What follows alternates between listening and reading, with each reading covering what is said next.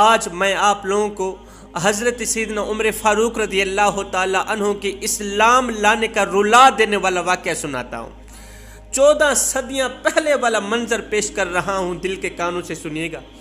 ایک روز حضرت عمر فاروق رضی اللہ تعالیٰ عنہ رسول اللہ صلی اللہ علیہ وسلم کو قتل کرنے کے ارادے سے نکلے، دنیا سے ختم کرنے کے ناپاک ارادے سے نکلے۔ جا رہے ہیں، راستے میں سے ایک شخص ملا۔ اس شخص نے حضرت عمر فاروق رضی اللہ تعالیٰ عنہ کو جاہ و جلال میں دیکھا، غصے میں دیکھا، کہا کہاں جا رہے ہو؟ اس شخص نے کہا کہاں جا رہے ہو؟ آپ نے کہا مسلمانوں کے نبی کو قتل کرنے جا رہا ہوں، معاذ اللہ، مسلمانوں کے نبی کو دنیا سے ختم کرنے کے لیے جا رہا ہوں۔ کہا جس دین کی وجہ سے تم رسول اللہ کو قتل کرنا چاہتے ہو نا، وہ دین تمہاری بہن اور تمہارا بہنوئی پہلے سے ہی قبول کر چکا ہے۔ جس دین کی وجہ سے تم مسلمانوں کے نبی کو ختم کرنے کے لیے جا رہے ہو، یہ بھی سن کے جاؤ کہ وہ دین پہلے سے ہی تمہاری بہن تمہارا بہنوئی پہلے سے ہی قبول کر چکے ہیں۔ یہ سن کر حضرت عمر فاروق رضی اللہ تعالیٰ عنہ اور زیادہ غصے میں آ گئے، تیش میں آ گئے، آگ بگولا ہو گئے۔ یہ سوچ کر بہن کے گھر کی طرف آئے کہ پہلے اس کا سر تن سے جدا نہ کر دوں، لیکن جیسے ہی گھر کے قریب پہنچے ہی تھے، بہن قرآن پڑھ رہی تھی۔ بہن سورۃ الطٰہٰ کی یہ آیت پڑھ رہی تھی جس کا ترجمہ یہ تھا کہ اللہ فرما رہا ہے بے شک میں ہی خدا ہوں، میرے سوا کوئی معبود نہیں، میری ہی عبادت کرو اور میری یاد کے لیے نماز پڑھا کرو۔ یہ سن کر حضرت عمر فاروق رضی اللہ تعالیٰ عنہ بے ساختہ بول اٹھے، کیا ہی اچھا اور بہترین کلام ہے، کیا ہی بزرگ کلام ہے جس کے سنتے ہی جان میں جان آ جاتی ہے۔ حضرت خباب رضی اللہ تعالیٰ عنہ وہاں پر موجود تھے، جو پہلے سے ہی اسلام قبول کر چکے تھے۔ حضرت عمر فاروق رضی اللہ تعالیٰ عنہ نے حضرت خباب کو کہا کہ مجھے اپنے نبی کے پاس لے چلو، جس نبی کا تم نے کلمہ پڑھا ہے نا، جس نبی کی شان پر یہ قرآن اترا ہے، جس کو سنتے ہی جان میں جان آ جاتی ہے، جس کو سنتے ہی سینہ ٹھنڈا ہو جاتا ہے، جس کو سنتے ہی قلب روشن ہو جاتا ہے، دل موم ہو جاتا ہے نا، مجھے اس نبی کے پاس لے چلو۔ حضرت خباب رضی اللہ تعالیٰ عنہ حضرت عمر کو اپنے ساتھ لے کر دار ارقم کی طرف چل پڑے۔ دار ارقم جہاں رسول اللہ صلی اللہ علیہ وسلم اور صحابہ کرام جمع ہوا کرتے تھے۔ وہاں پہنچے تو دروازہ بند پایا، دستک دی، اندر آنے کی اجازت طلب، لیکن اندر سے کوئی بھی شخص دروازہ کھولنے کی جرت نہیں کر رہا تھا، ہمت نہیں کر رہا تھا۔ وہاں پر حضرت حمزہ رضی اللہ تعالیٰ عنہ نے فرمایا کہ دروازہ کھول دو، اسے اندر آنے دو۔ اگر اللہ نے عمر کے ساتھ خیر اور بھلائی کا ارادہ فرمایا ہے تو ضرور اللہ اسے ہدایت دے گا، ضرور اللہ تعالیٰ اس کے قلب کو روشن کرے گا، ضرور اللہ تعالیٰ اسے ایمان کی دولت نصیب کرے گا۔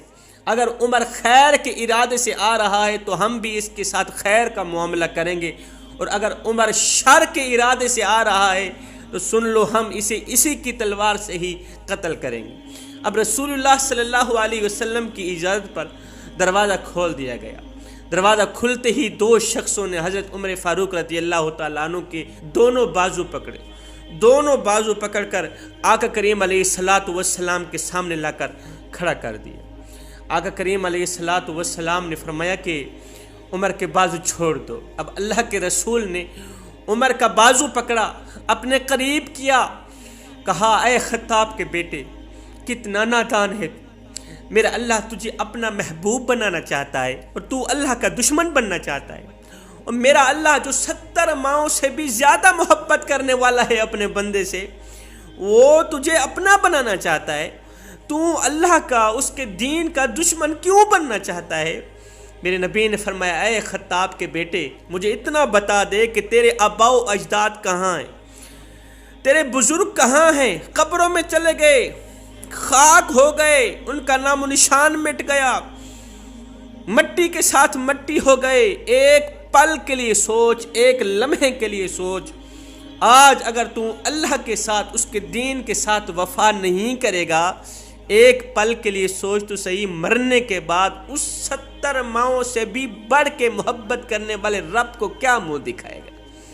اس کریم رب کو کیا منہ دکھائے گا جس نے تجھے شہرت دی، جس نے تجھے طاقت دی، جس نے تجھے قوت دی، جس نے تجھے مال دیا، سب کچھ دیا، اولاد سے نوازا، عزت سے نوازا، سلام سے نوازا، 4 بندے تجھے سلام کرتے ہیں، تجھے عزت دیتے ہیں۔ جس رب نے تیرے لیے اتنا کچھ کیا تو اس کے دین کے ساتھ وفا بھی نہیں کر سکتا؟ اے خطاب کے بیٹے، اپنے پیدا کرنے والے رب کے ساتھ، اس کے دین کے ساتھ وفا کر۔ اگر تیرا باپ دادا اس دنیا میں نہیں رہا تو بھی اس دنیا میں نہیں رہے گا، رخصت ہو جائے گا، چلا جائے گا۔ ایک پل کے لیے سوچ تو صحیح کہ مرنے کے بعد اپنے کریم رب کو کیا منہ دکھائے گا۔ ہائے، یہ سنتے ہی حضرت سیدنا عمر فاروق رضی اللہ تعالیٰ عنہ کی آنکھیں چھم چھم برسنے لگی، خون کے آنسو بہانے لگی۔ آقا کریم کے لب مبارک سے نکلنے والے ان جملوں نے حضرت عمر فاروق رضی اللہ تعالیٰ عنہ کے قلب کو روشن کر دیا، دل کی دنیا بدل گئی۔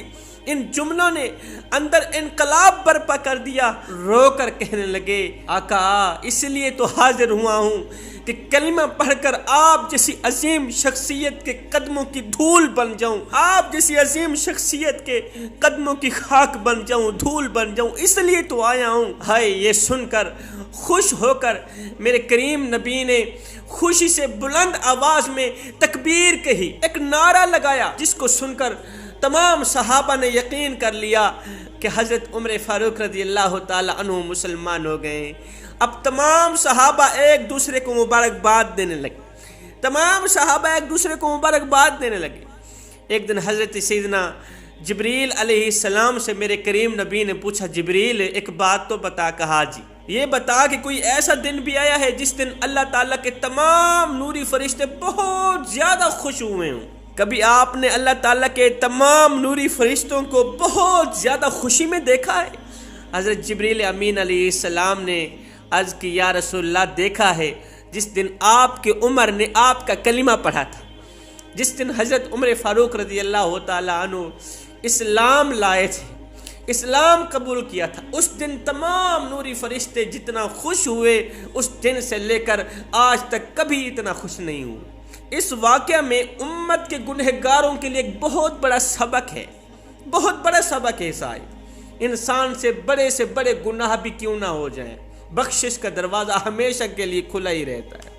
حضرت عمر کا رسول اللہ کو قتل کرنے کا ارادہ کتنا بڑا تھا، کتنا بڑا خطرناک تھا، لیکن جب اللہ نے ہدایت دینے کا ارادہ فرمایا تو چند ہی لمحوں میں زندگی بدل کے رکھ دی۔ اے بندے، آ جا اس کریم رب کی چوکھٹ پر جس نے تجھے پیدا کیا ہے، جس نے تجھے مال سے نوازا، عزتوں سے نوازا، مقام سے نوازا، شہرت سے نوازا۔